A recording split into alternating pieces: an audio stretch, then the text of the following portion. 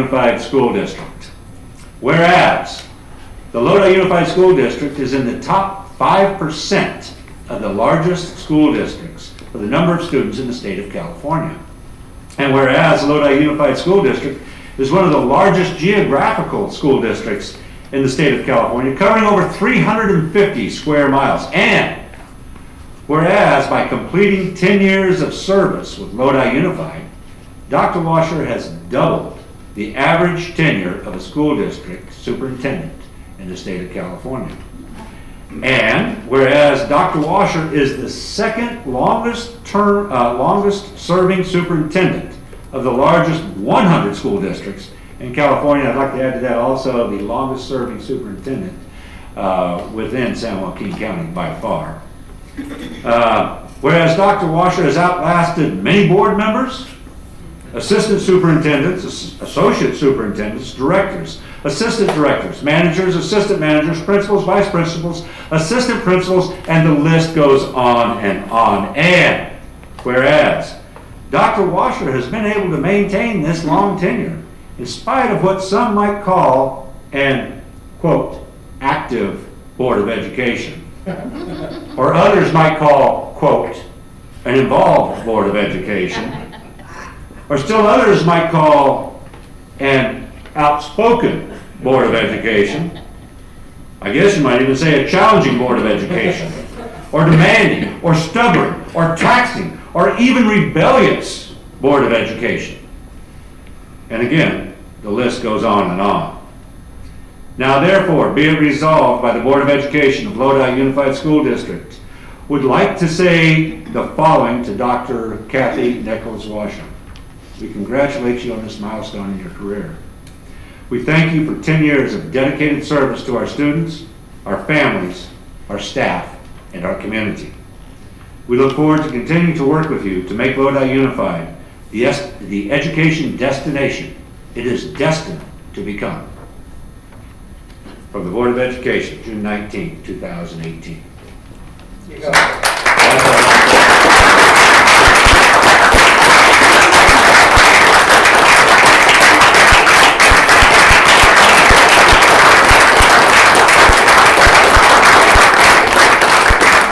And we have one more thing, and that is a certificate of appreciation suitable for Frank.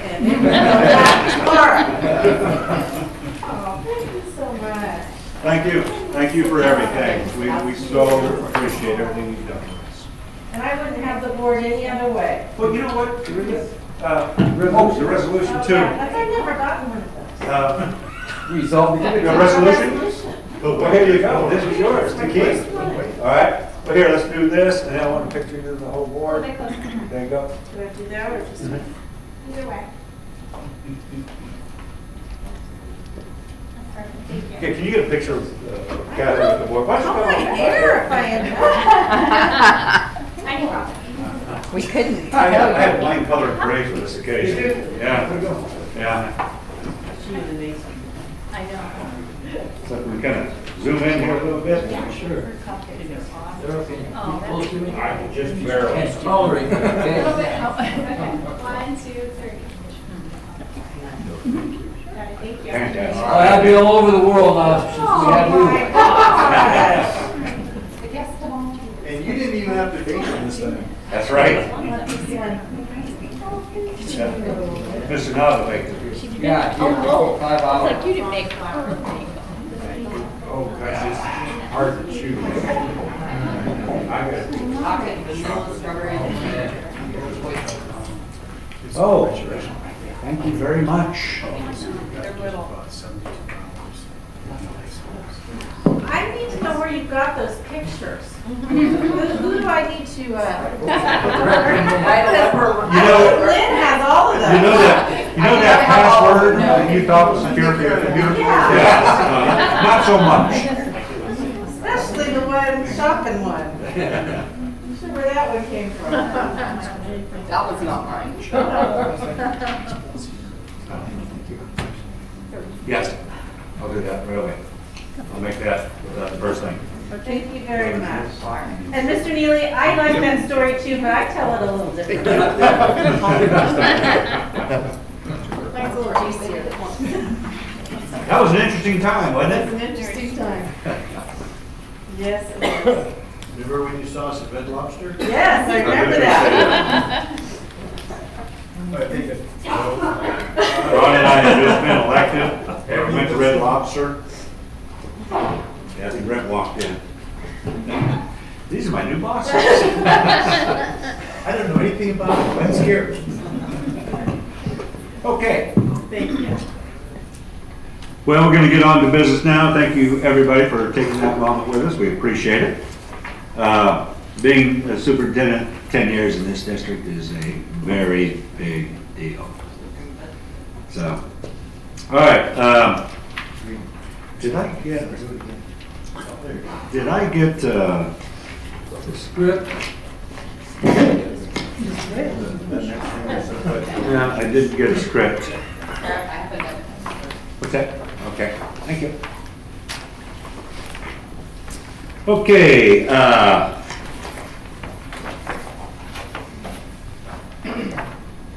this is embarrassing. You did, so. I had it in someplace else. All right, here we go. We are going to reconvene our public meeting. Roll call. Everyone's here with the exception of Ms. Castle. Oh my gosh, that reminds me. Ms. Castle asked me to read this. She sent me this, so I'll be real quick here. As a member of the Board of Education that hired Kathy Washer 10 years ago, I remember Kathy's interview and how much I liked her and hoped she would become our superintendent. And yes, the feminist me saw Kathy as a very impressive woman who could become Lodi Unified's first woman superintendent. Were it not for a long-planned camping trip with my grandkids, I would be there in person to thank Kathy for her hard-working leadership and always striving to provide an excellent education for all of our students. The past 10 years have had their share of challenges, especially financial, but the successes have been many and have overcome the obstacles. We are a better district because Kathy is our superintendent, and that's from Kathy, from Bonnie. Okay. Thank you. Okay, and she is not with us here tonight, as you can see. Next thing is the Pledge of Allegiance, so you please join me. If you would, face the flag, salute, and pledge. I pledge allegiance to the flag of the United States of America and to the republic for which it stands, one nation, under God, indivisible, with liberty and justice for all. Thank you very much. Real quickly, report on items out of closed session. If I can find that one.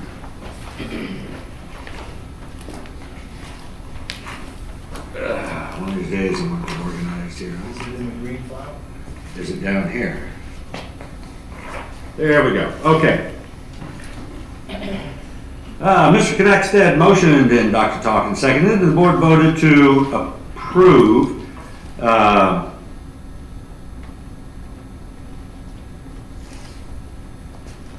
going to come back to Reject. To reject.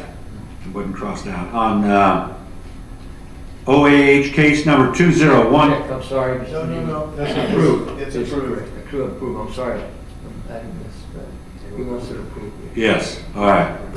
Approve OAH case number 2018-05-0017 by the following vote. Ayes 6, noes 0. We had one absent. I'm not going to read any more absent as Ms. Castle this entire time. Appointment of elementary vice principal. Mr. Neely motioned, Mr. Nava seconded, and the board approved. Sonia Renholt as elementary vice principal, location to be determined, effective date to be determined by the following vote. 6 ayes and no noes. Again, under personnel matters, appointment of elementary vice principal. Mr. Nava motioned and Dr. Talkin seconded, and the board approved the appointment of Michelle Bello as elementary school vice principal, location to be determined, effective date to be determined by the following vote. 6-0. Again, personnel matters. Director of Elementary Education. Mr. Knackstead motioned, Mr. Heberly seconded, and the board approved the appointment of Scott McGregor as Director of Elementary Education, and during the 2018-2019 school year to serve as Interim Assistant Superintendent of Elementary Education, effective date 1 July 2018 by the following vote, 6-0. And that is the end of the report out of closed session. I've been asked to move something on the agenda here, and we're going to do that. Measure U Citizens Oversight Committee Annual Report. Mr. Pond. Thank you, President Neely, members of the board, Dr. Washer.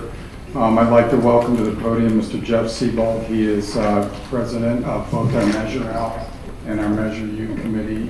Mr. Sebald will also present that we believe the Measure L report to the board next week. Without further ado. Is this just on or I don't need to push? Okay. Could you get a cupcake?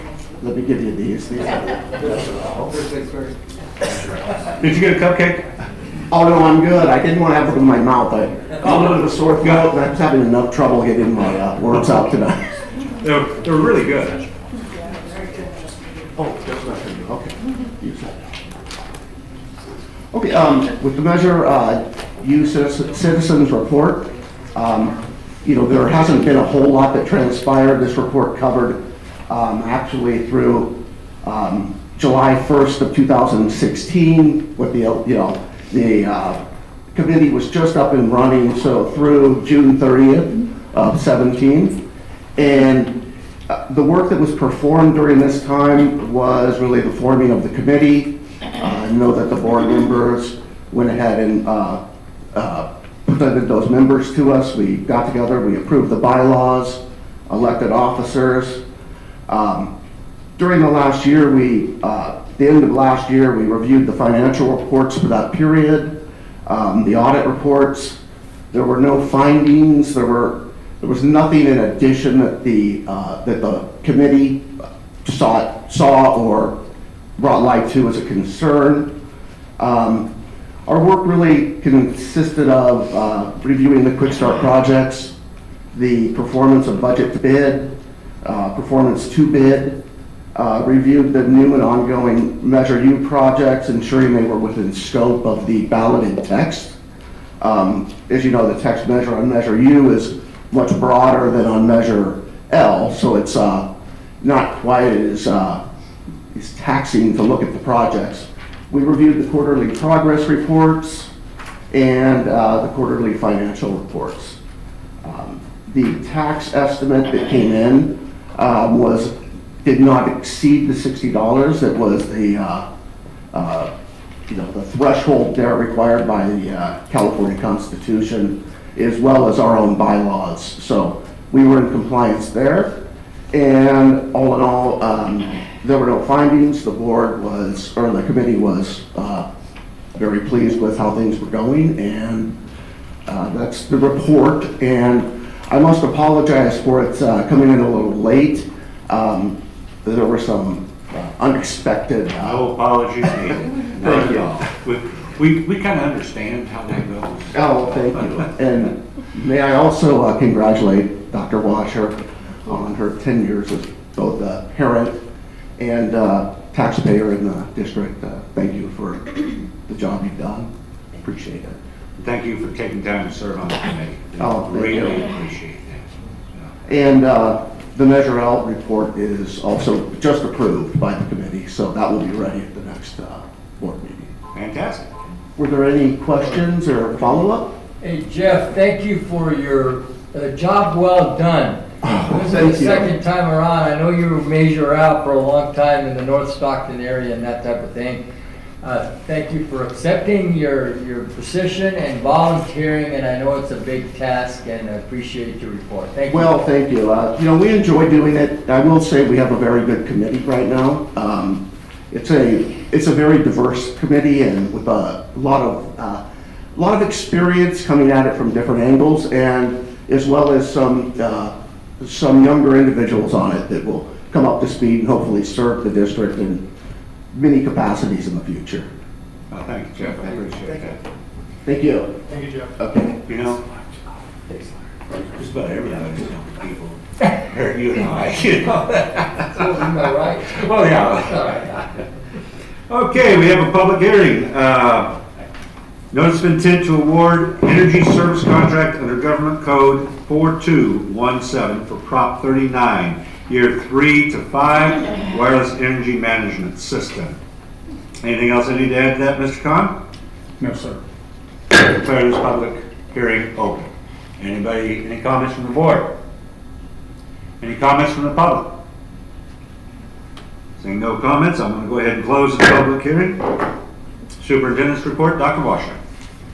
Thank you, Mr. President, members of the board. I just want to acknowledge Tokay High School and Independence High. They both received a 6-year WASC accreditation, and I know you know how hard it is to earn that. That's the highest level that you can get, and both of our schools earned the 6 years, so I want to congratulate those communities for a job well done. Fantastic. We have one welcome this evening and 2 farewells. I'd like to introduce Chelsea Bongier. She is our new PIO/grant writer. Right. So welcome, Chelsea. Thank you. You tomorrow will see a brand new board brief that Chelsea will be doing, and it will be done on time from now on. That's something to look forward to. Yeah. And we are sad to say farewell to 2 of our folks who have served this district very well. Don Vedica, who has been in the district for a long time, served many roles here, very much known and loved throughout the district, is retiring, so we're happy to see her go because she will enjoy her retirement. It's not a sad farewell. In that regard, she was, deserving of a wonderful retirement, and we wish her well. I told her she can retire for 6 months, and then in January she has to come back. So I think that we'll probably see her again. Yeah, you still have the admin credential, right? I have a lot of credentials. We can't have her for 6 months. So and we also are saying farewell to Elodia. Elodia Lampkin, Assistant Superintendent of Elementary Ed. She has been here 3 years and has done a lot in a short amount of time. And so although she has not been here long, she has served the district well, and this is too soon to say goodbye to Elodia. So 2 different feelings of farewell for both, and we wish her well in her new assignment in Woodland Unified as Associate Superintendent. And the board would like to congratulate both of them.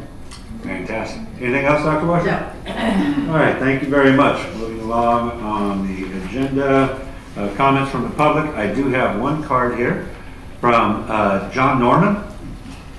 And Mr. Norman is here to speak about raising youth resilience, youth empowerment services. Thank you. Welcome, Mr. Norman. Appreciate that. My congratulations to you again, Dr. Walker. And I will, must say this is one of the most lively and truly board meetings I've been to. My wife's a school teacher for, she was with Hayward Unified, now she's finally home close to the area in Stockton Unified. And I come to you by way of recently serving in West Contra Costa Unified School District. And we also did some work in Berryessa Unified School District. Would you let your wife know we have openings? I will do. I've been pushing for quite some time.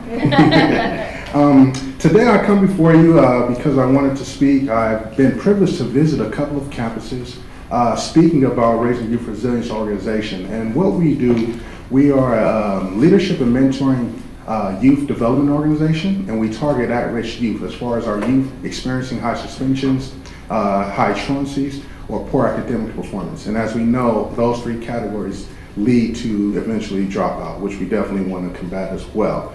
And during my visits at one school site, I was invited to speak to a group of young individuals at elementary. And I was just very impressed. I was welcomed from the start right when I walked on the campus, and then one individual shared with me, I would like to have your job. And I was like, well, hey, that's great.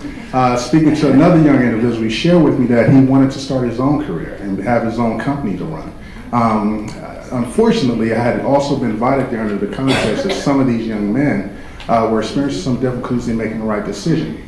So I was there to speak to him about that decision. I am here before you as one of those kids. Once before traveling up, I experienced a lot of negative behavior, shall we say, and attitude problems as we all go through in our adolescence. Going to my next site, I met with a gentleman who was very, very knowledgeable and very inviting, and he spoke to me about his desire to actually start to speak to those problems that are arising on his campus with your suspensions and your fighting and your things that come with being in middle school.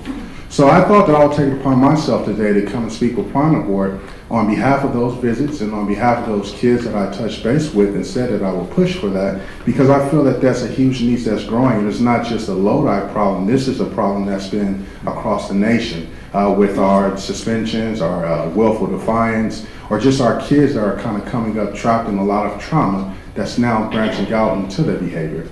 So the YES program, which is Youth Empowerment Services, is something that we've been working on in the San Joaquin area. We've been meeting with a number of different organizations to also come back and support with us. And now it's my job task to come in and speak on your behalf, on their behalf, shall I say, and the organization's behalf, for a request to join and help to provide those services in this well-needed area. I have with me some business cards and kind of a brief memo. Please forgive me, I didn't get enough printed for the whole board, but I will gladly send that out or bring those back if need be. And that's kind of where I stand and why I'm here today. Fantastic. Mr. John, Norman. where are you based? Are you based in Stockton? Yes, we live and reside in Stockton, but a lot of our work with my wife traveling, commuting to Hayward, and then I was born and raised in Richmond. We started our work in Richmond, where I worked at Lavanya Dejan Middle School, and what we did is we facilitated a room which they called on-campus restoration. And basically, when our students experienced behavior problems or referrals or were having issues in class, they would come to our space. And what we found is we've seen a great deal of the population, however, we were seeing them back into that same community and atmosphere, so it was just unraveling the work to be done. So now this time around, what we're doing is we want to make sure we're intentional with our leadership and mentoring component so that they become empowered and peer leaders to help talk to their peers coming up behind them that are kind of experiencing some of the same problems. Very good. I can take that. Excellent. Yeah, we want to see that. John, I'll give you my card too. Appreciate it. I'll make copies. I want you to give me a call. Let's set up a meeting. I want to talk more about this, okay? Appreciate it. Thank you. Thank you very much. Thank you. Thank you. Any other comments from the public? Okay, we'll move on to the next item. The next item is consent agenda A. Are there any items that the board would like pulled? Mr. Neal. Okay. Mr. Neal. May we pull item A9? Okay. We expect that it will be returned next week. Okay, so you want to table A9? Yes, sir. Okay.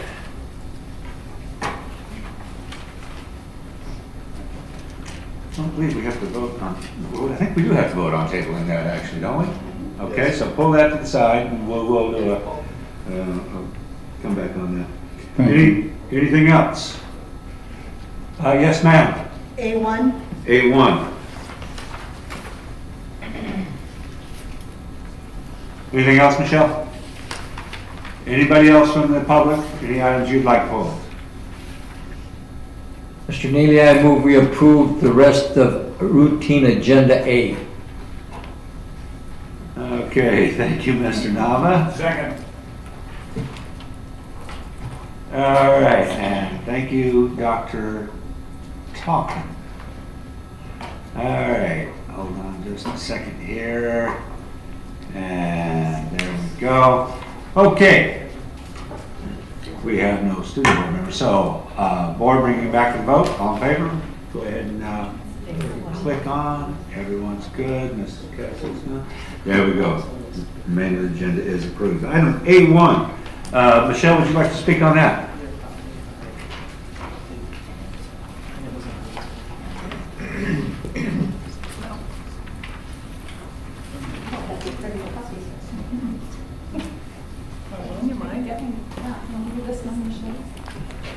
Evening, Michelle. Good evening. There are a couple of contracts that are on the list. Let me pull it up here.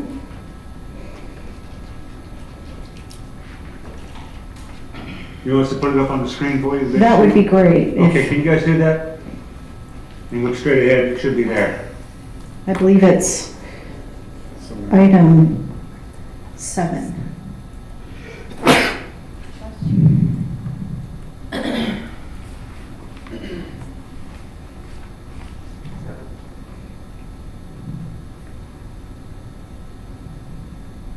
Yes, 7. Which one are you, Item 7, We'll start with people 7. admin. okay? My first question, seeing ASCD up there, that was discussed at RBET. My understanding is number 6 is for administration development. As I look at 7, I was informed that that is regarding tracking the professional development for teachers on the ASCD program that was approved a couple board meetings ago. However, I think, I'm wondering why this is coming now when we haven't discussed all of the components yet publicly that RBET has come up with. My understanding from my person is this has to do with evaluation, not PD. So I don't know if somebody can address, I know Lisa and I spoke before the meeting, and it was her understanding that this was for professional development, tracking for teachers. My co-chair says she believes that this is for the evaluation process that we haven't got an We haven't got to update yet. on. Right. So, are we approving this before the other piece is put into place? And I don't know that there's anyone here. What do you think, Dr. Washington? I can answer that to the best of my ability.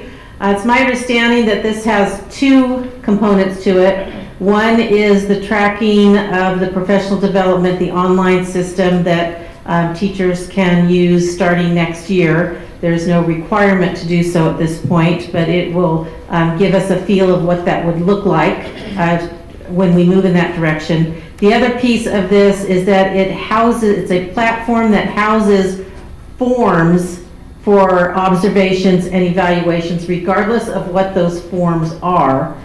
There is no intent of changing the process of evaluation at this point.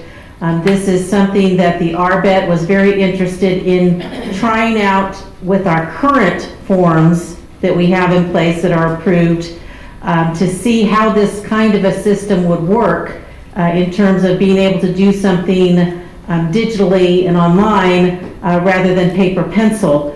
So there is no requirement for anybody. It is a way for us to try something out at a reduced cost.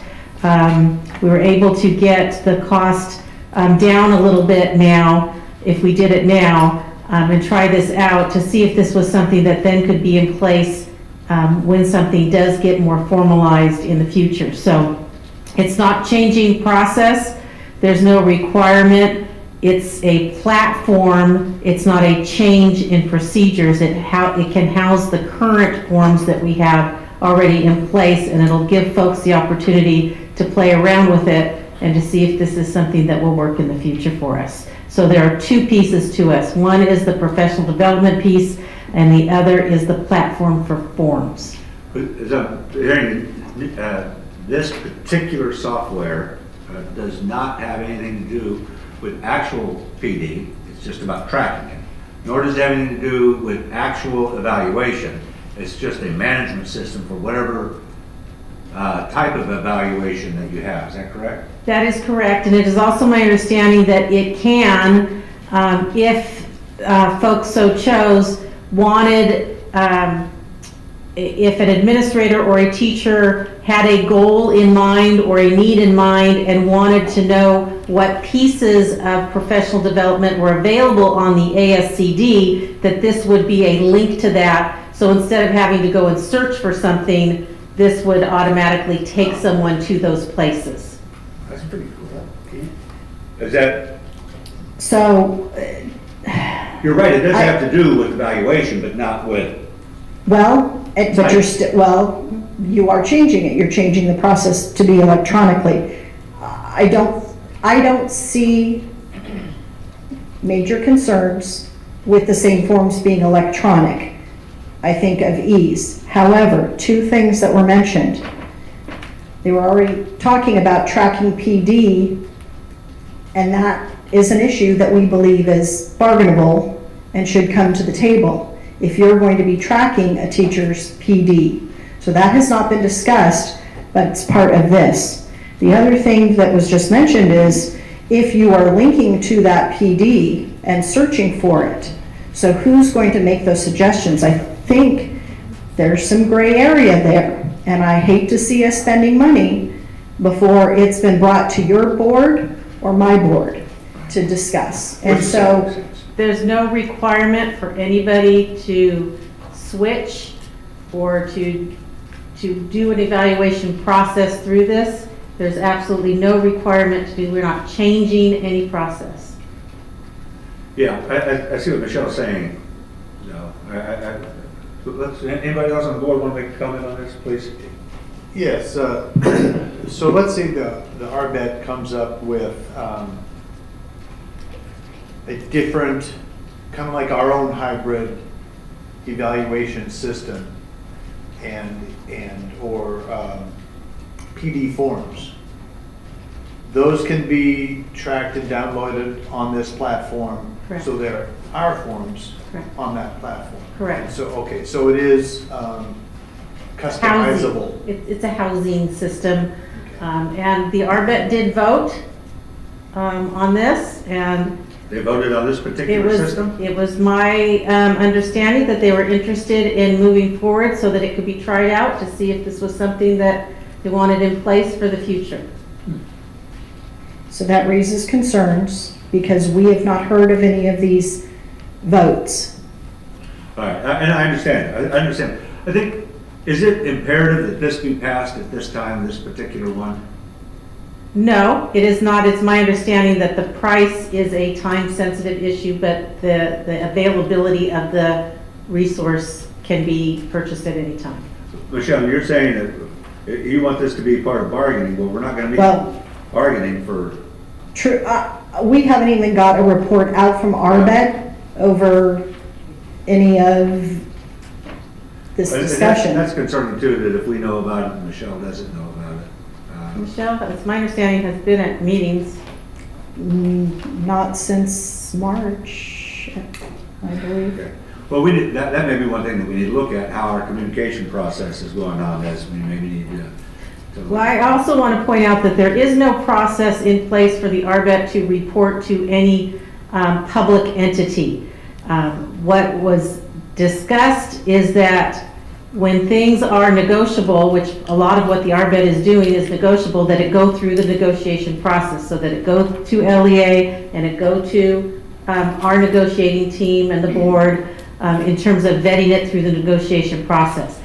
So then I would say this is, if This sounds like a. This was not seen as something that would change an agreed upon process. It was seen as a platform And that's to what I'm house an saying. agreed upon and process. you brought it forward just like it should be, at this point, LEA saying, yeah. Well, if I can interject, I think part of the other process was that they would report out and Dr. Washer and I would have a conversation over those findings. Right. We have not heard anything yet about evaluation, and the PD piece, we had had conversations about how are we going to get that information to you, and some of the board members have raised concerns about all of the pieces in that PD. So I think there still is limbo, I guess, if you will, for that final decision. Yes, RBET made a vote on that, but I don't think all parties have been given the Got it. final. Thank you, I understand. Any comments from the rest of the board? So it kind of boils down to the age-old problem of communications still. Yeah, I should say something about that. You're right. Yeah. But we just, it's not for lack of desire. That's just a thing that we haven't, this is the first time we've come to this, and we knew we were gonna come to things, And we it knew what they hasn't, were. that process hasn't been vetted out. Exactly. There has been no clear delineation of who the RBET reports to in terms of decisions. What we had talked about was that when something is negotiable, that it go through the negotiating Right. process, which they understand clearly that they can't make those decisions, they can only make recommendations. Right, okay. And so the LEA is now saying that this could be a negotiable thing, right? Is that your point? Correct. Okay, so then, I'm gonna ask for an amendment on this, that we pull that. Was there something else you wanted to do? Nope. Just that one thing? Yes. Okay. These are things that we have to work out as we go through. And, I mean, we're trying to do something radically different here. And there are gonna be issues, and I appreciate how you're bringing this up, and I appreciate that we're all talking about this, and we're gonna get this thing worked out. We will make sure that it happens. But you brought up a valid point, so, before we bring this up, I'm going to ask that we amend item number 1 to exclude item number 7 on there. I'll second that. I got a second. Any discussion on that? Question. Sir? Number 7, if the, at what point does the price change if we go forward with this? Do you happen to know that? After June 20th. Well, here's the deal. If they want to raise the price, we go someplace else. And then it'd be more. I used to be in sales. I know this game, Well, you know? It's on sale today.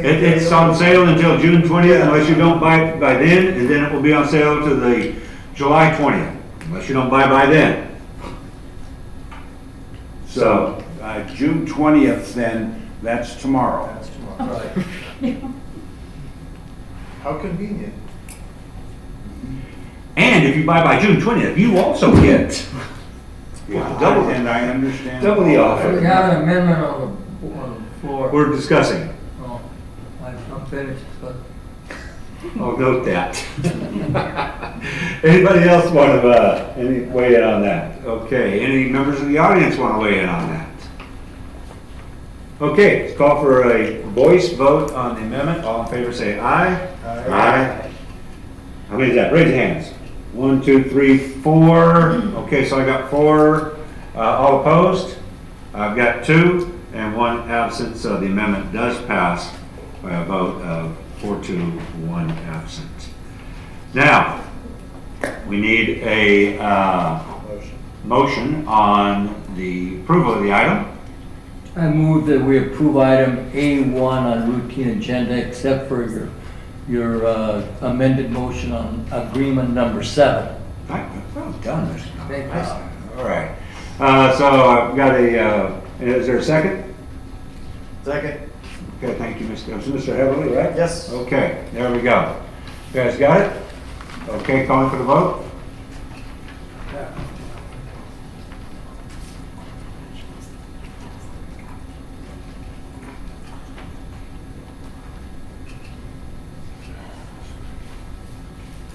Need to close out with that.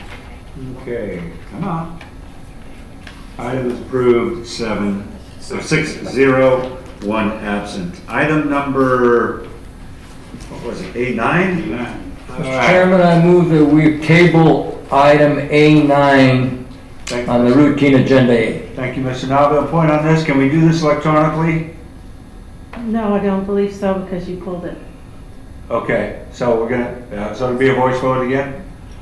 Okay, we have a motion from Mr. Nava, a second. Second. Second, Mr. Heberly. Starting out that end, voice. Is there any discussion? Any discussion? Yeah, and why are you tabling it? Because- Mr. Khan pulled it and he's in charge of that. Okay. That's good enough for me. Thank you, sir. I appreciate that. All right, Wow, huh? Confident. let's start down here with Mr. Freitas. Aye. Aye. Aye. Aye. Aye. Aye. All right, passes 6-0, 1 absent. Okay, moving right along, we come to other action items. Item OAI2, approval of resolution 2018-43, 2018-19 tax levy by the county of San Joaquin for authorized but unsold general obligation bonds of the district's school facilities improvement, District Number 1 for fiscal year 2018-19. Mr. Khan. Thank you, Mr. Neely, members of the board. Dr. Washer, before you is an item that's necessary for this district to inform the San Joaquin County tax assessor to levy a tax against our SFID number one authorization. That is our Measure L authorization. The district is currently working on plans to issue another 9 million of those bonds. Those bonds, the issuance would pay for Measure L projects, including a storm drain pump at McNair High School, a full fire alarm replacement at Bear Creek High School, additional fire alarms at some of the elementaries, and then also the Westwood and Oakwood parking lots. Oh, the Westwood parking lot. Yes, sir. Nice. That really needs it. Okay. There's cars in some of them potholes. It'd be interesting to see what we find at the bottom of those, huh? All right. Discussion from the board. Saying none, discussion from the public. Mr. Chairman, I move that we approved Resolution 2018-43, 2018 through 2019 tax levy. Second. Thank you, Mr. Nava. Thank you, Dr. Talkinen. Calling for the vote.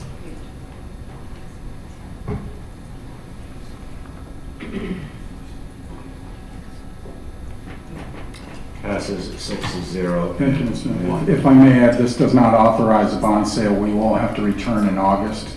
That's what I For thought. that request. All this does is authorize the county, authorizes us to inform the county on the board's behalf that a tax levy is necessary. Being the bond expert. And if I may, I'd like to thank Bruce Kearns, Managing Director from Stiefel Nicholas, for joining us tonight. Thank you, sir. Mr. Kearns has been very helpful throughout the years in this district's finances. Fantastic. Thank you very much for that. We appreciate it greatly. Reaction to that. Thank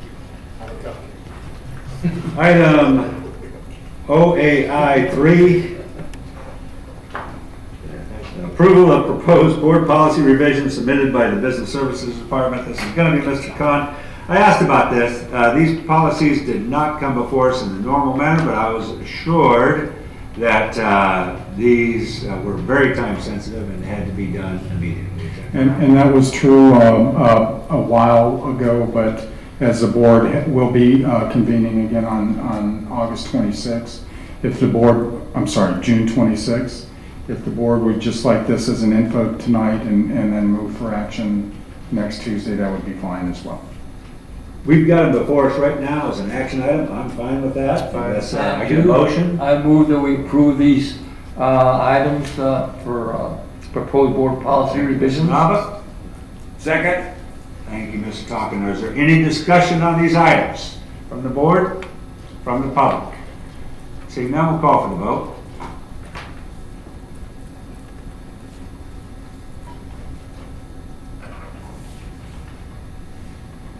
Resolution passes 6-0 and 1. The item passes. Item OAI 4, Resolution 2018-34, the hiring of short-term classified employees. Mr. McKilligan.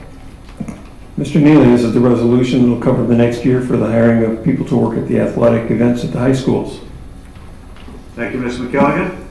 Mr. Neely, I move approval of this item. Thank you, Dr. Talkin. Second. Thank you, Mr. Nava. Is there any discussion from the board?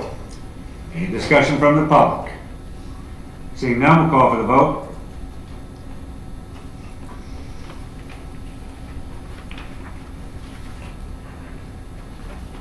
Item passes 6-0 and 1. Final item. Item OAI 5, provisional internship permit and program. Mr. McKilligan. Yes, Mr. President, this is another one of those provisional internship permits which requires board approval, so it's before you this evening. Hey, during the week before we meet next week, I want you to find out how many of these we have. Or maybe you know offhand how many internships we have For what period of time? for next year.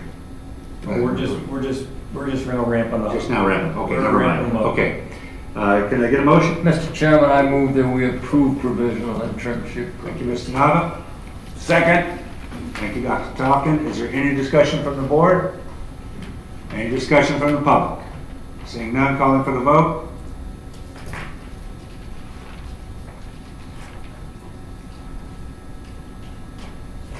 Item passes 6-0 and 1. Personnel matters, Mr. McKilligan. Mr. Neely, routine personnel matters are presented for your consideration.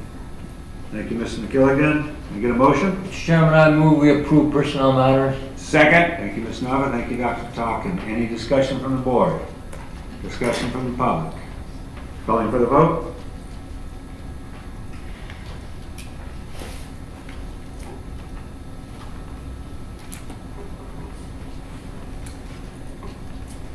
Item passes 6-0 and 1. Communications.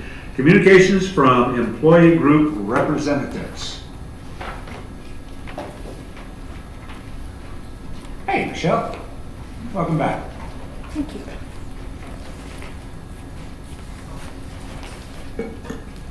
Good evening, President Neely, Board, and Dr. Washer.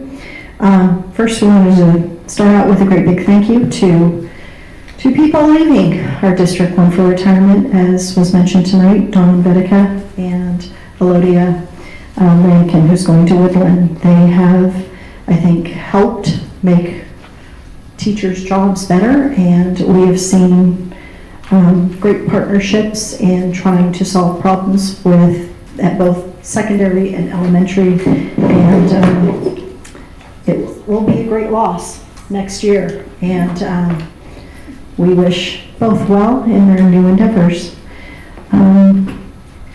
We'd also like to thank Dr. Washer and board members that have worked hard on the partnership of PD the previous couple of years with our ILC teachers, and we look forward to Dr. Washer joining a roundtable discussion with members in the state who are part of the ILC program. So we're really excited about that.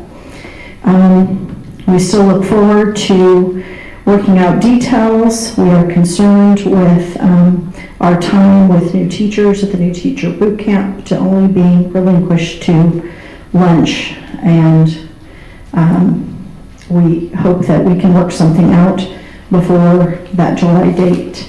As you know, many teachers are off. However, I'd be remiss to let you know that there are quite a few teachers, especially that are still teaching.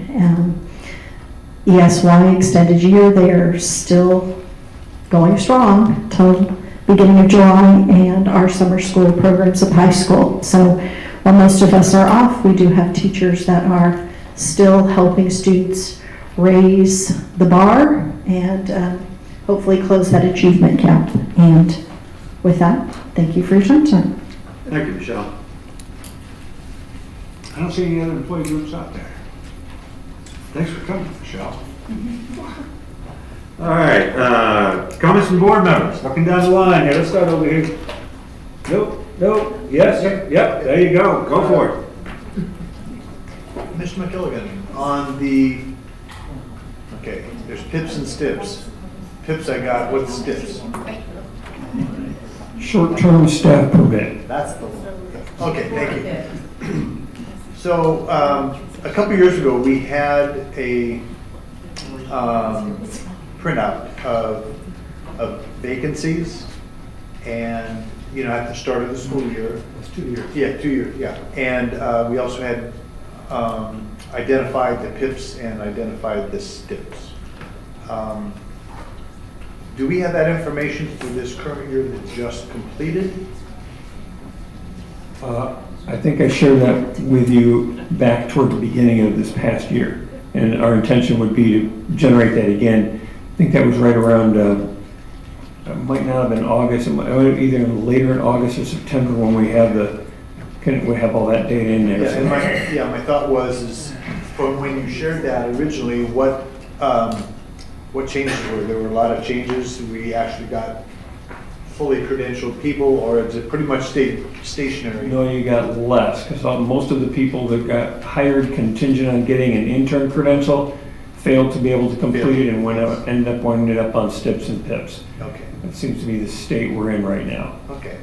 I'd like to request that we do that again this year, have that printout. I think that was very helpful. That was that color-coded one? Yes, Yeah, correct, Yeah, yes. we're planning to get it, because it seemed like that was helpful for everybody to just get a picture of it. It just makes it very crystal clear. Thank you, that's what I'd like to see, thanks.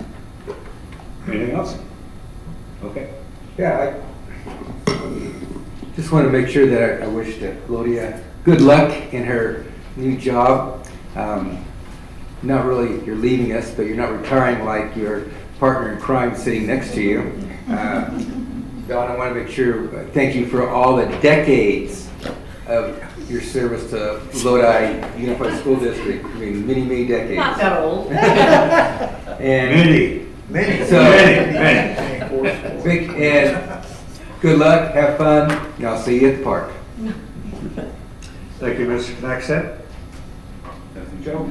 Nope. Okay, I'll be quick about this. The new teachers boot camp and union time, that's something that we need to go ahead and finalize on that, of course, and discuss that.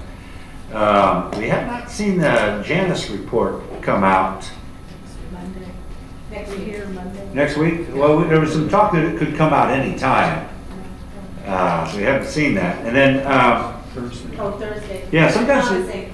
this Supreme Court's kind of interesting. They throw some curveballs at you there. This thing they just did on the gerrymandering. There'll be another curveball on Janice too. Yeah, it might be. You never know. So, anyway, I told Michelle that we support our union, and it's great to have our union around, so we will continue to do that.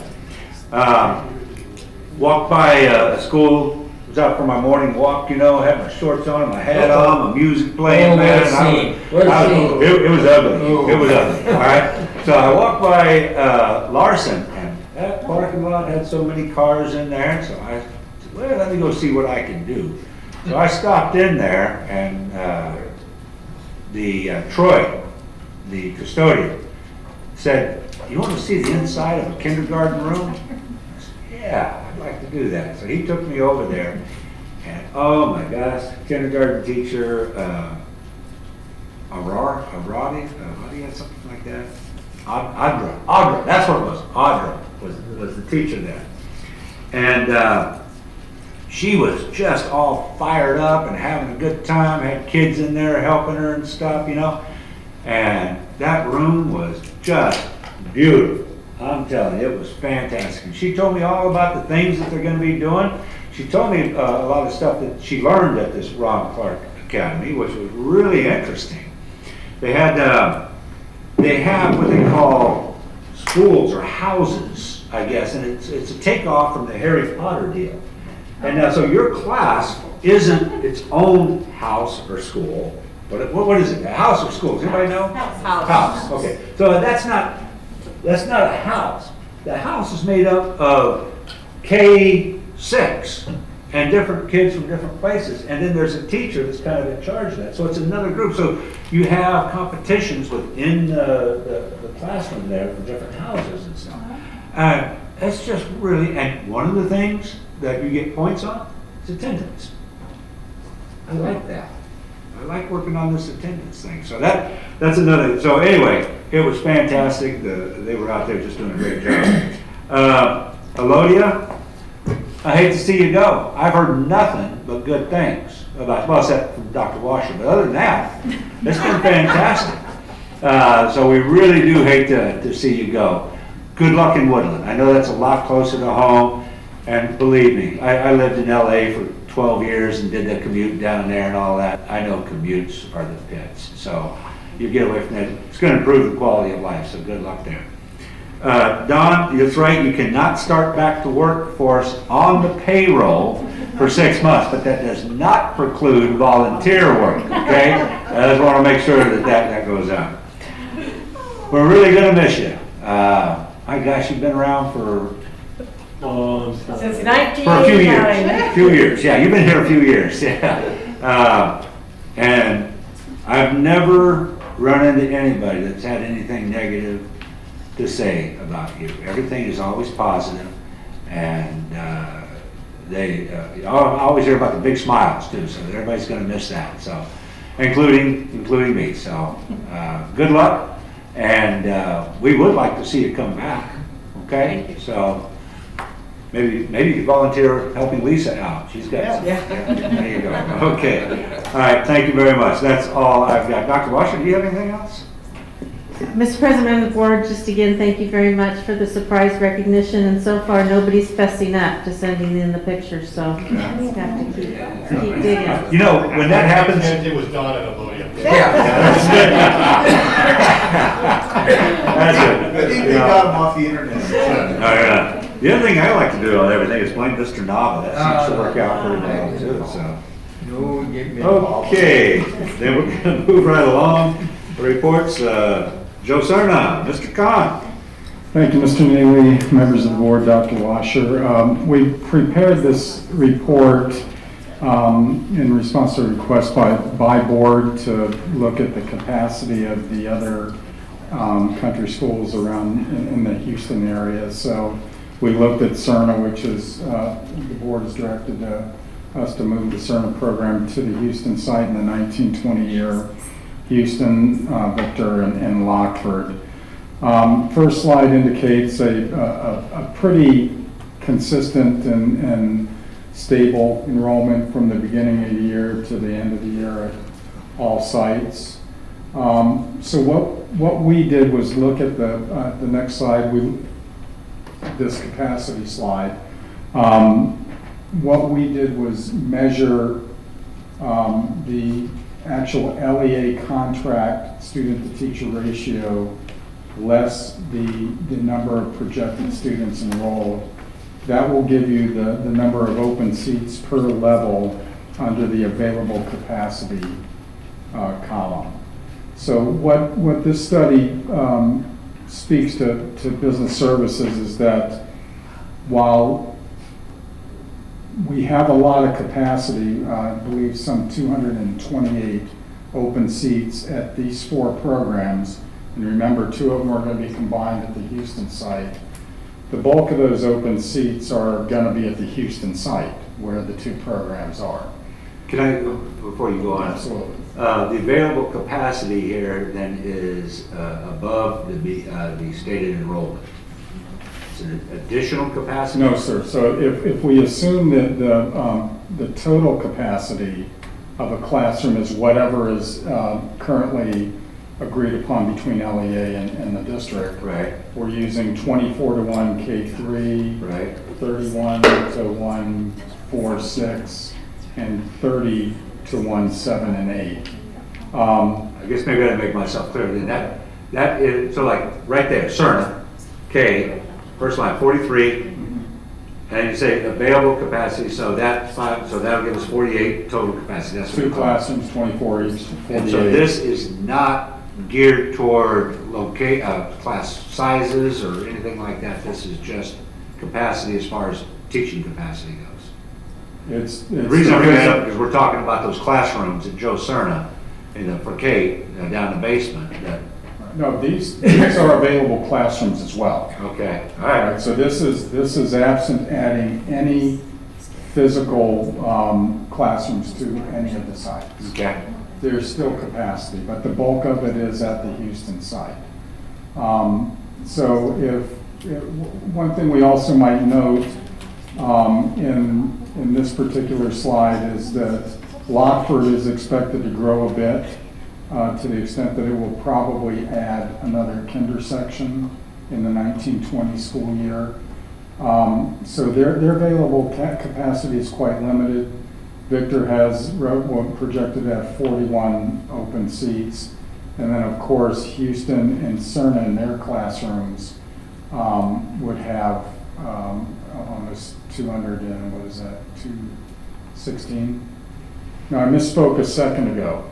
If we were to actually look at available classrooms, if we just take every single Cerna class and every single Houston class as projected in 1920, previously we reported that we may need as many as 6 to, I think, 12 portables on Houston sites. Right.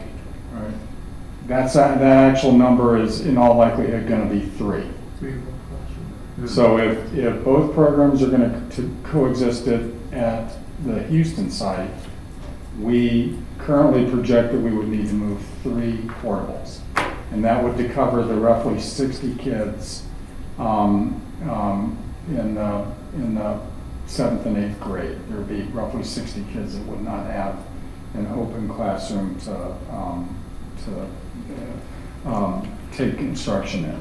That's just number-wise, but we're also still looking at the segregation of the 2 programs. So if the board wants to segregate them on different parts of the campus, then we're going to have to go back to the 3.7 million number. And that's a discussion that needs to be had with parents too. Right. Now, also, the Business Service Department Facilities and Planning is sensitive to the board's desire to remove portables from classrooms and replace with modular. That's an idea as well. There is a risk that the modulars could not be in place by the start of the 1920 school year.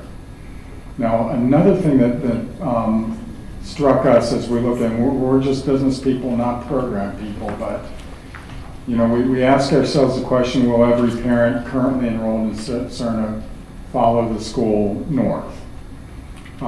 We asked, is every parent at the Houston site going to remain at the Houston site, or will some of them actually remain and gravitate over to the CERNA program?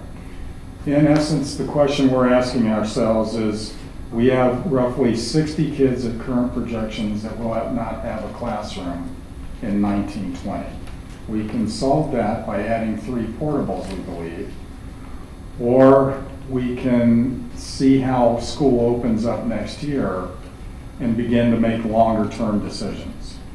Also weighing on our financial brains heavily is, if we add anything to the Houston site, we will have to do that water tank, which is close to a 7-figure number, high 800,000s, I believe. So that factors into our discussions as well. And then 2 bathrooms. Yes, 2 sir. additional bathrooms. Yes, sir. So that, in essence, I think is a proposition that the board will need to look at again in August. If it is in fact, and we can confirm numbers again once we see beginning of school year next year, if it really is the addition of 3 classrooms to house everybody, not necessarily to physically separate 2 programs, would it be a more productive use of money to focus on modular structures at the Houston site? And then there's always the possibility you have a little bit of ebb and flow, that the numbers may actually change the discussion at end of July, beginning of August. There's a good possibility that will change, Leonard, because of the travel from the CERNA to that area. There might be some drop off, and then the Houston might be increased, wanting to join the CERNA. So Right. that's what do you know? We're still optimistic about the site move up there. There's always a potential in forward years for maybe a Galt Unified or an Elk Grove Unified student to really look at that CERNA program as something more valuable than what they're offered. These numbers in here are elementary ed's current projections for kinder in the 18-19 year. So you'll see that we've continued, for instance, CERNA, that 43 is the present enrollment, so we've continued it into 18, 19, and 19, 20.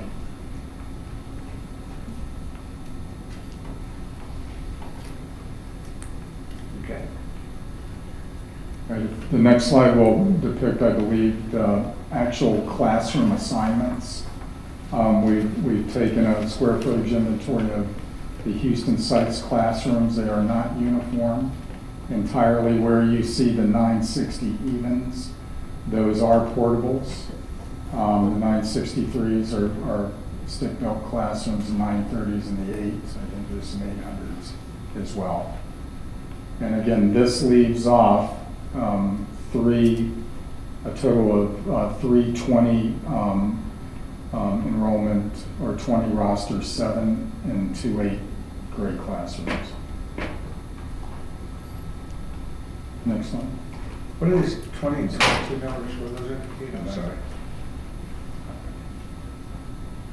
The list under the schools there, what are those indicators? Those are the class sizes. Square feet, I get that, for K, let's take that top line under K, 963.5 square feet. It says Cerna 22, what is that? So you have two Cerna kinders. One section would be 22 students. The Yeah. other section would be 21. Would you go to the slide before as well? Okay, So that's. that adds to 43 Got it, kids. okay. And so that's on the Houston site, that's what it will look like. Yes, sir. Okay. Now, we did not consult with either site principal. This was just a mathematical proposition. Sure. This is where they fit. We, I think, clearly put the older kids in the smaller classrooms, and left as much room for the littles. What is the 8th grade? There would not be class space for one 7-8 combo and two 8th grade sections, both approximately 20 students each. So roughly, there is not enough space in the Houston footprint right now to house approximately 60 students. Thus the need for 3 portables, minimum. Okay.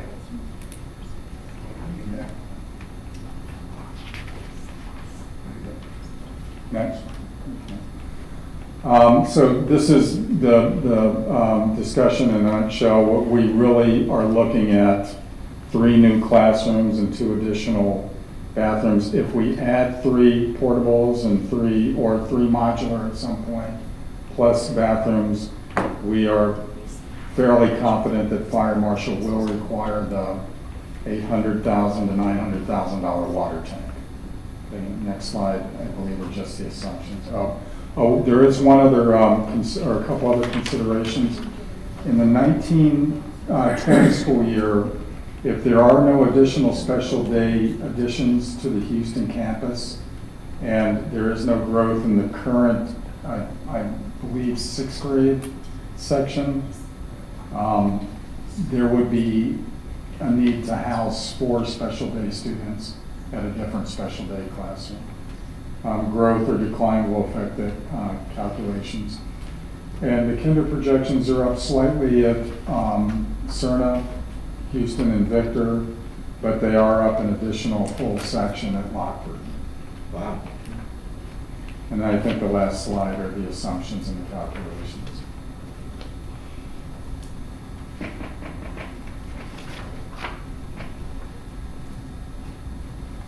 So I guess the takeaway is if we were thinking that any of these programs could just, if Cerna moves to Houston, another program could in whole move to another site, we don't have the capacity to just do that naturally or organically. We would have to add space wherever the program wished to go. And if we are okay with housing students in rooms, not necessarily separating programs in Houston, we would need the additional 3 classrooms plus 2 bathrooms. And if we were still intent on separating the programs, that will be a large $1 million number, presumably at least the 3.7 that we indicated, I believe, back in May. Well, thank you, Mr. Campbell. You got a lot of work ahead of you, don't you? Not a time to do it. Comments from the board?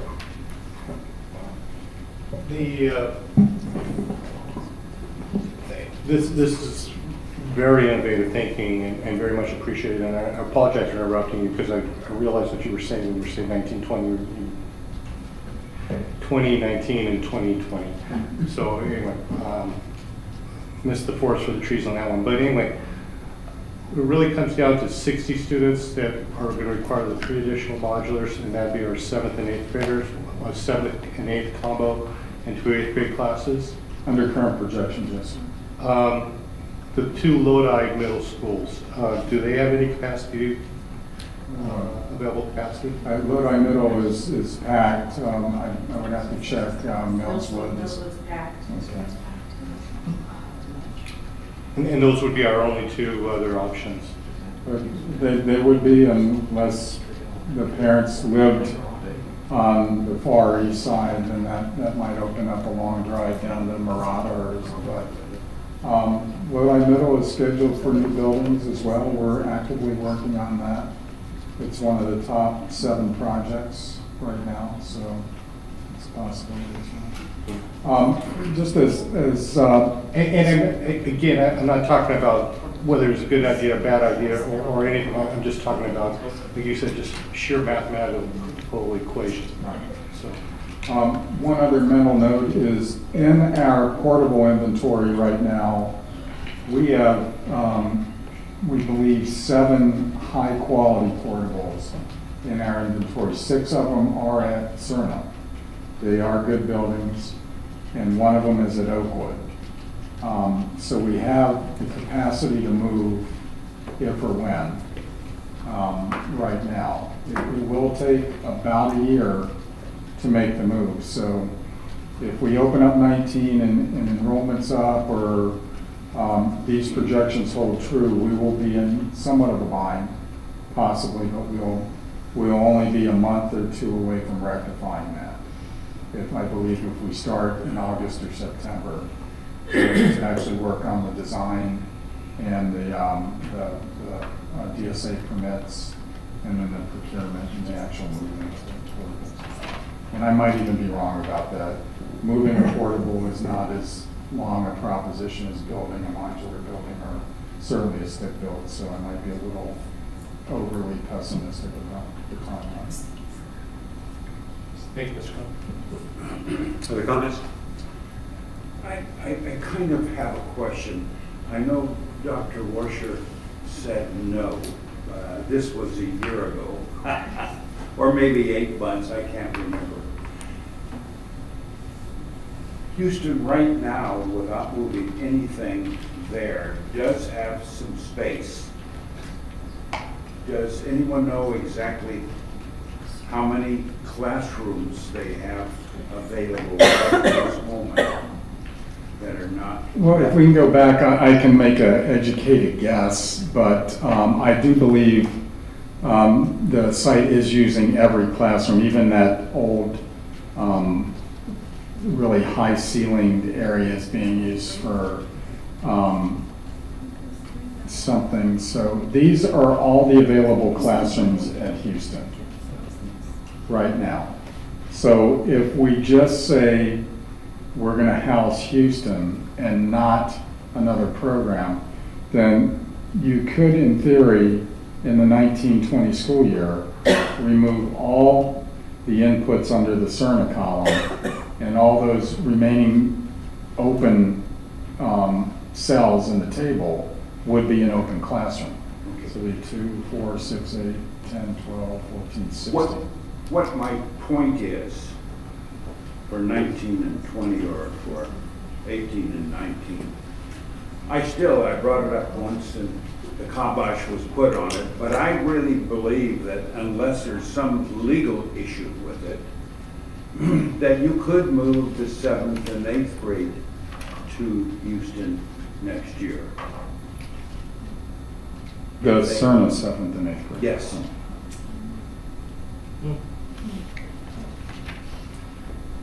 Technically, yes.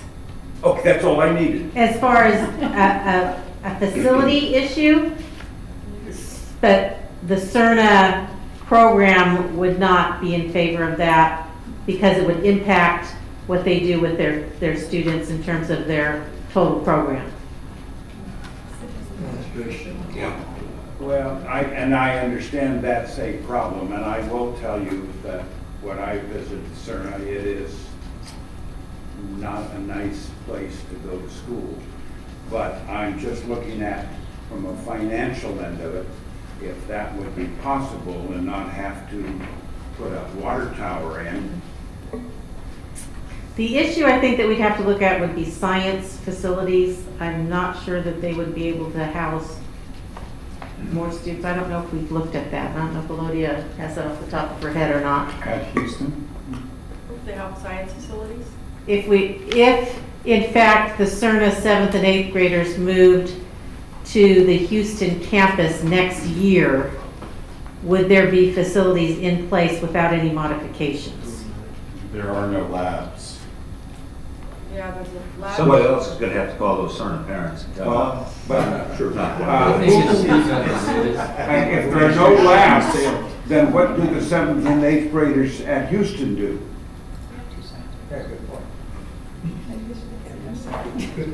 They have science rooms, but they don't have the science labs that we have, like the other middle schools do. And That's part of the problem of having so few students there, is that we don't have those opportunities. And Cerna just has, we did one of their portables to have more, they started to develop a science room, so they're using it, I think right now. And what do we gain out of it? What do we gain out of moving the students early? Nothing except Daryl's gonna volunteer to take the 8th, 7th, and 8th grade there. Yeah, I will do that. Yeah. Well, you could get the kindergarten out of the basement. That frees up 2 classrooms. Yeah, but at this point, we're beginning school, I mean, we're beginning school in about 6 weeks. It's way too late. You know, and we've said we're gonna do it, I think we've said we're gonna do something. We Yeah, said- that's not bad. You just asked for a benefit. I wasn't saying it was. Well, you're right, I did, you're right. I was giving you a benefit. You're right. Okay. Comments? All right, I'm gonna bring up a couple of comments here. First of all, if we don't, this can either go very smoothly, or this can be a nightmare, all right? And it's all about prior planning. And in order to do that, we're going to have to start talking to everyone immediately. We need to have meetings already set up when the school year begins. And several, and we're going to need, we're going to need to think about things like, we've got to supply help for Cerna to physically move classrooms. A lot. To help teachers set up new classrooms. We're going to have to do things like field trips for teachers from Cerna to go out to Houston to inspect where they're going to be at. You don't want them walking in one day, and we may have to offer to pay extra days for teachers to set up things, because this isn't just like moving a classroom in the same school. This is a big deal. We've got some questions here, and I'm glad you brought that up about, these are numbers that we have right now, and of course these numbers are based on the circumstances that we have right now, with one here and one here. You know what's going to happen with your local populations and all that. We're going to provide transportation for 1 year, right? So how is that going to impact it? We also need to talk about, is there going to be a migration in the lower grades from Houston to the Cerna program? And what if a 5th or 6th grader wants to join the Cerna program? Now, are they coming in behind the 8 ball already because they have not been in the dual immersion program? So all of these things need to come out, and so this is a good time to start working on that movie. Now, this is a good start, okay? What do we actually have to have? Well, that's going to be based on what we're going to find out from all these meetings. So I'd be interested to see what you're going to do with this, Dr. Washington. Yeah, you have to formulate this game plan that George talked about 5 weeks ago. Yeah. And I know you got everything under control, so does Mr. Khan and Yep. those guys. I mean, you're not gonna miss anything, I know. Because you're not touching. And if you do, you're gonna hear it from George. That's it. Thank you, Joe. Just one final consideration. If by August or September, the decision is to move 3 portables, I'm reasonably confident we can make that happen by the start of 1920. Let me write that. And we might be a little bit late, but it's 3 portables. If the direction is to actually separate both programs, we will need to ask for some direction no later than probably July. Well, let's look at it this way. You're going to need at least 3 portables. Why not put that down now and we can add to it later. Mr. President's right. I mean, you're either moving 3 portables or moving 7 portables, right? Right. 3 plus 4, so you might as well start moving 3. Get the bathrooms going, Yeah. and get the water tank, let's get rolling. If you move those 3, which I think is a great idea, do it now, why wait? Yeah. But you're not gonna take, those portables, those 3 that you're thinking about moving, are not gonna come from Cerna, they're gonna come from somewhere else. We've only got one, but the movement could happen in a matter of weeks. It's the preparing the pad and all the Right. facilities that we Yeah, as really long need as you to- know that's a move. Yeah. Okay. All right, comments from the public. I saw you, Ray. Yeah, well, I'm Doug Zelke and I teach at Houston, so I felt obligated to answer some of your questions. Right now I'm teaching in room 18, which is the portable furthest to the left. The plan is at some point in the coming school year to move. I'm going to be moved into room 15, which is one of those high ceiling old rooms where the computer lab was housed until sometime this year it was dismantled. Next door to me is a room that's not used during the day. That's room 19. That's where one of our after-school program, it's younger grade after-school program is. So that's vacant during the day. Next to that, room 20 is open. Room 21 was the general music room. That is now open. Room 21 is another after-school program. So that's open during the day, and the final room, is it 22, 23, that's Mrs. Stoddard's PE room. So, that's used part-time. I'm only using it in the afternoon in my room 18, so I think we have 4 rooms basically vacant right now that are available. Yeah, room 3 was available, that's now a special ed class, SDC. That SDC teacher's room is now the classroom music teacher's room, so that is available. Or I should say that's occupied.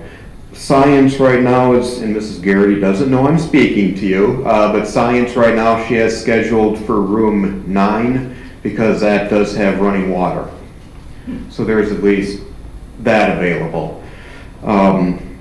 As far as my own thoughts on this, I just hope that the board realizes that Houston is a middle school, so we don't have, a 7th grade teacher that students are with all day.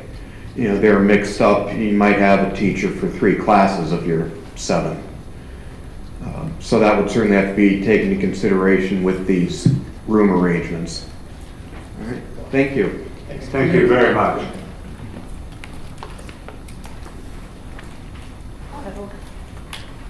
My name's Stephanie Hammond, and I'm from the PTA at Joe Cerna.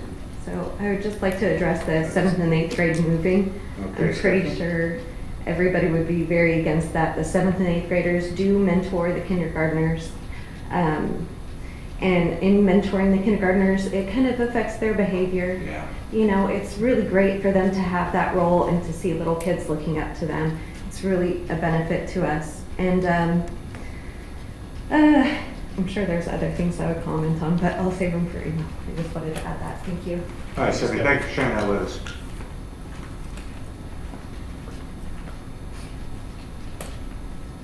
Welcome back. Okay, first, I'm confused. You're talking about blending the Houston and Cerna students together in the same classrooms?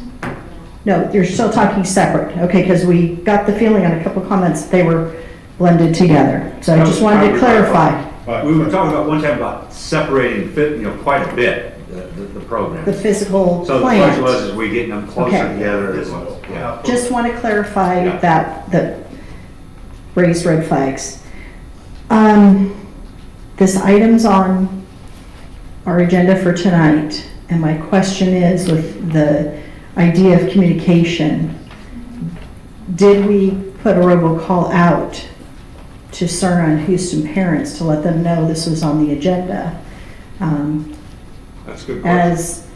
As we go forward and we want to have them in the loop and you talked about setting those meeting dates far in advance. Let's I ask our think- public information officer. Yeah, I think that, getting that word out on those robocalls, anytime that we're gonna be discussing Cerna or Houston separately or together, gosh, we should really make sure all parents, teachers, we're lucky to have a Houston teacher here tonight that can speak to the rooms. But I think that's a valuable, make sure that we buy in to all of this, and they definitely have more specifics on some of the topics. So I would just ask that we make sure that we communicate with those parties. Thank you, ma'am. Yes, sir. Yeah, there are some really good points for what that tells me is that the people who are closest to the schools need to be involved in that whole communication piece with the committees and however this is going to go. Now, we're also going to understand that there's going to be maybe some turf perspectives that may not be very productive. However, the more we talk about it, the more we include people, the easier this is going to go. And I think we'll have a better product coming out of it. So I think the robocalls, that's a good idea.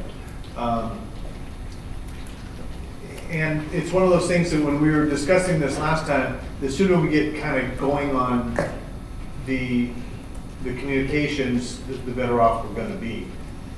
So, yeah, you're right, George. This could go really well or it could not. And I'm pushing for it to go really well. They are very different programs, but the kids are kids, and they'll adapt, and it'll be. I just see really good things happening, but that makes it incumbent upon the adults to do what we have to do correctly. Thank you, Ms. Everly. Anything else? He said exactly the right thing. Okay. What I would like to see is us to keep people informed also through our website on this. We need a special section on there about the move and what people can expect. We need to have the meetings on there. Everything needs to be listed where they can go and see when we're going to discuss it. We talked about these committees. Those, we need to start sending out things for volunteers now. They need They're to. formed. There are forms already? Fantastic. They're already formed. Very good. Okay. Oh, they are? Fantastic. We're Well, behind the time. yeah, really. I'm impressed. That's great. Tell us when we do good things. When are they meeting? We do not have a meeting schedule yet, but we do have the committees formed. Okay, all right. Well, next time tell us about that, okay? Okay. Next board meeting. Okay, anything else? Okay. Ms. Scott, thank you very much. Thank you, everybody who spoke. We appreciate that. Moving on to the next item, local control accountability plan budget update. Ms. Katowski. It's your first time up tonight. I know. Wow. I was gonna make it through this meeting without having to come up and talk, but that's okay. You know I love this. President Neely, members of the board, and Dr. Washer. On our timeline, we were scheduled to bring our LCAP and our budget to you for approval this evening, but we are unable to bring it to you because we had some last minute revisions that had been requested by the County Office of Education. I want to assure. County Office of Education. Yeah. And I want to assure you, nothing is going to change, that our actions, services, and goals are not changing. So county They're just- office is doing what, make work for us? Well, I wouldn't Okay. call it that, All they're right. just checking our work, and so we have to make some revisions. So it will be So the here. county office is being unreasonable. Don't say that with this man behind you here, so. So we will be bringing it to you next on the 29th, next Tuesday, we'll be bringing it to you Okay, next Tuesday. fantastic. Thank you, Will Ms. Mr. Clark be here for that meeting to? Oh, no. Will you be here? You're gonna cut my lawn or something. Thank you, Lisa. Thanks, Lisa. Thank you, Lisa. Any questions? Okay, moving right along then. Local control funding formula, household family data collection form. Mr. Scott? Nice form. Thank you, Mr. Neely, members of the board, and Dr. Washer. This is just a presentation of the form that will be required or that we will use at the CEP sites. The board may recall last board meeting, we approved the institution or the implementation of the community eligibility program. At certain sites in the district, community eligibility is free meals for every student at a site whose free and reduced or poverty level is above a certain amount. The need for this form is caused by the change in the requirements under CEP. A CEP site may no longer request or expect or require a free and reduced meal application. However, that free and reduced meal application is the thing that informs our CalPEDS 1.17 and 1.18, or our free and reduced percentage, which is a good deal of millions of dollars for the district. So the concern with CEP is, will we actually lose by way of not being able to identify free and reduced percentages and therefore apportionment? So we believe this is a legally acceptable form that we may use in lieu of the free and reduced form at the CEP sites. And why is it you can't use the free and reduced form? Part of the community eligibility provision. If there's a free food or free meal offered to every student, I guess it's probably has something to do with the outing of students who are on the free and reduced meal program. We can't actually require them to fill out that application. But on the other hand, we can't take credit for the entire school's enrollment for qualifying either. That's correct. Unless we have Unless we create a an substitute form. alternate form, an alternate income verification form. So absent of this form at those CEP sites, we would not have an accurate backup to actually submit our free and reduced count to the CDE. Several months ago, you and I had a conversation, talked about wanting to verify or get, I don't believe that we are identifying as many people as possible for free and reduced lunch, which is costing us money via the LCFF funds. And we talked about it, I said, I would like to see us actually go out and try to identify these people. That needs to be a priority at the beginning of the year so that we can get as much funds as we possibly can. I mean, if we're off 1%, that's going to mean a lot of money to us. Something small like that. And you said you didn't want to talk about it at that time because of something coming up. Was that change in that form? That's what this is? Yes, sir. All right, so now that we've got a new form, or we will, I guess this is a report item right now. Are you reporting that you're going to use this?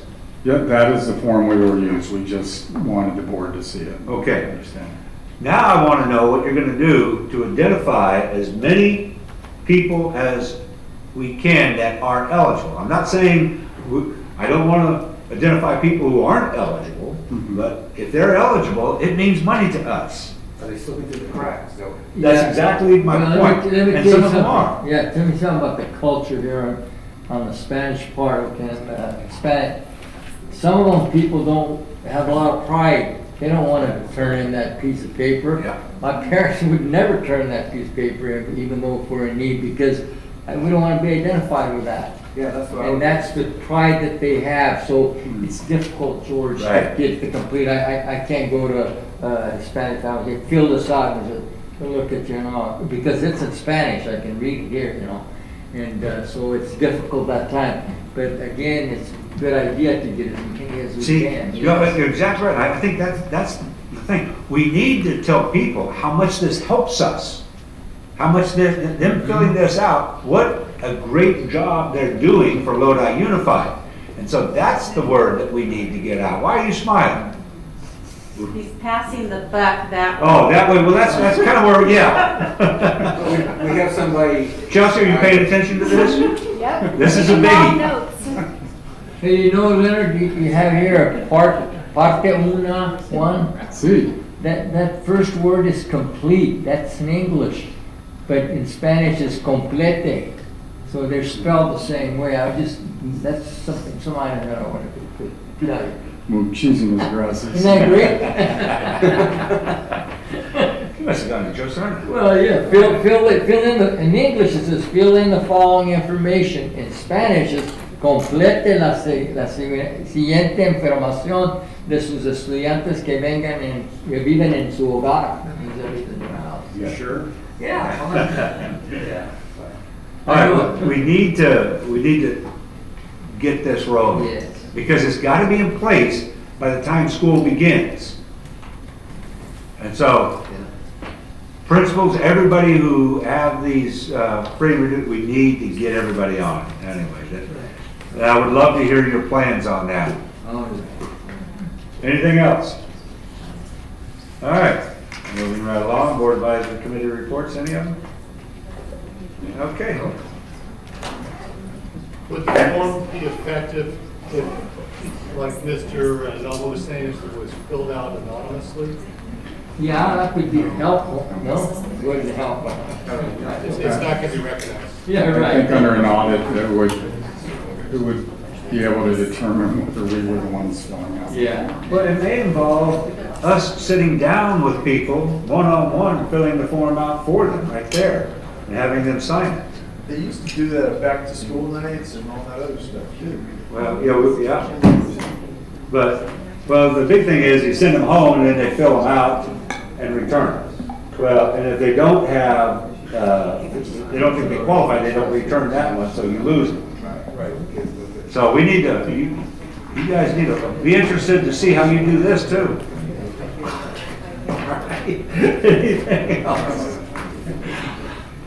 All right, Dr. Washer, on our next, any future agenda items? Okay, on our next agenda, give us kind of an idea what you plan on this, just some ideas, okay?